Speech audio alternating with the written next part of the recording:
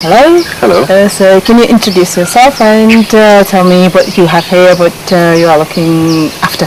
Yes, well, I'm Martijn. I'm from the Netherlands, and I'm the biologist and the sustainability manager here in this resort. And as a biologist, I'm mostly available to do excursions, and then I know a little bit more about what you can see here than most people.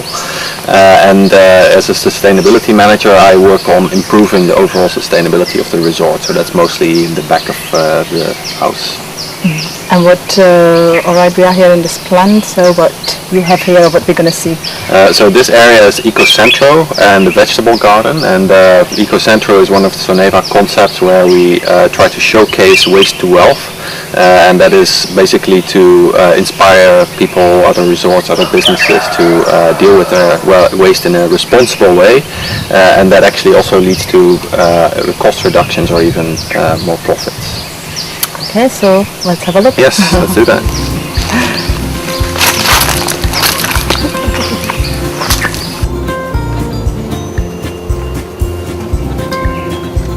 I'll just really hold that with the nutrients on the stem.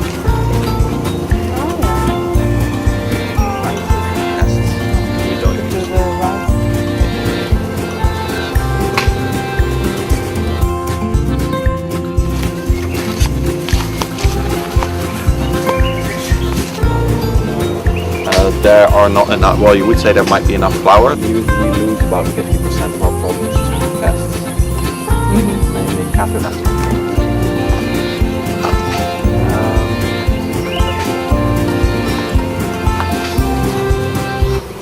And used oil, you can't really dispose of it anywhere in a good way, because if you throw it in the environment, it will coat everything. It's not poisonous, but still things will die from it.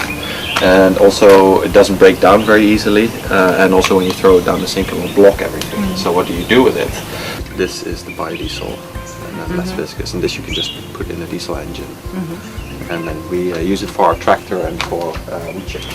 We simplified the process. Now we have only wet waste and dry waste. And then all the wet waste can go straight onto the compost pile, where it's blended with garden waste, and the dry waste will be separated here into different components, and that can actually be sold off. So what do you do with all the water from what you use in the resort? Yeah, when we have wastewater, most resorts, they will pump it straight into the sea. But then you pollute the environment and you basically waste the water and the nutrients that are in the water. And what we do here, we have a unique setup where we use natural methods to clean the water, or to sort of remove most of the toxic compounds that might be in it, and through bioremediation. So we put it in one of the ponds down there. We have a lot of bacteria in there, over 51 or 50, I think it's 51 different microorganisms in there that help with the decomposition of everything. Then it will be pumped into this wetland, from where it naturally flows to another wetland and eventually into a big collection basin. And there we've got lots of plants that do a bioremediation, so they remove any poison that might be in the water or bad bacteria that will be outcompeted. Then eventually, when we have it in a collection basin, we leave it there, and then we have tilapia fish and also duckweed in there. And the duckweed, we use it for fertilizer in wet season, and the water itself now in the dry season we use it for irrigation and also as fertilizer directly. So we don't waste the nutrients in the water. Very interesting.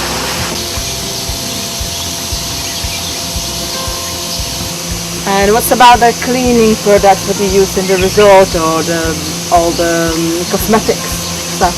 Well, for all the cleaning products that we use here in the resort, and also the skincare, hair care products in the villas, we use only biodegradable and natural products as much as possible. So, all the personal care products, they will be natural and derived from all sorts of processes that we can get all from Thailand, with natural herbs, natural minerals and materials in that. And for all the cleaning chemicals, we only use things that are biodegradable, so that we don't have any heavy industrial chemicals that come into our water supply and poison us.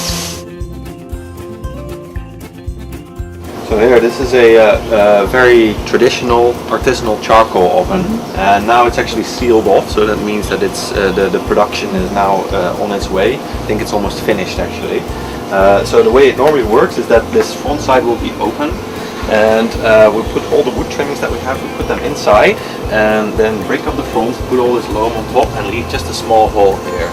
And in that small hole we light a fire, we blow the hot air inside, and then the way the charcoal is actually made is by heating it up to maybe 500 degrees Celsius, and with no oxygen, so the wood cannot burn. But then all the water that's trapped in the wood, all the volatile compounds, it will evaporate, so there's lots of smoke. But the carbon will be left, and that's essentially what charcoal is. How long does it take?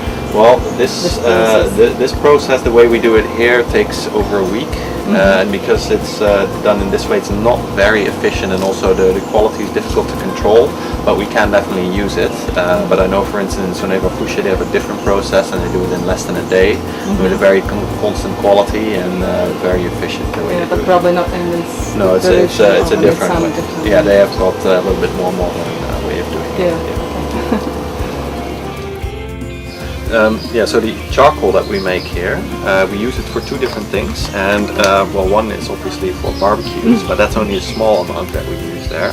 And by far the largest quantity, we use it to put it in the soil together with the compost. And the reason for that is because the soil here is very bad for growing plants.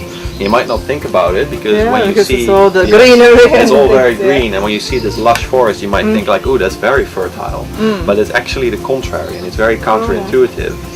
And the reason for that is that in tropical rainforest, the overall turnover rate of nutrients is very high because of the humidity, the temperature, the recycling is very, very fast. And also the soil weathering is very fast. So it means that when you get the rainy season, everything will wash away very quickly, except for certain minerals that are not good for plant growth, including aluminium.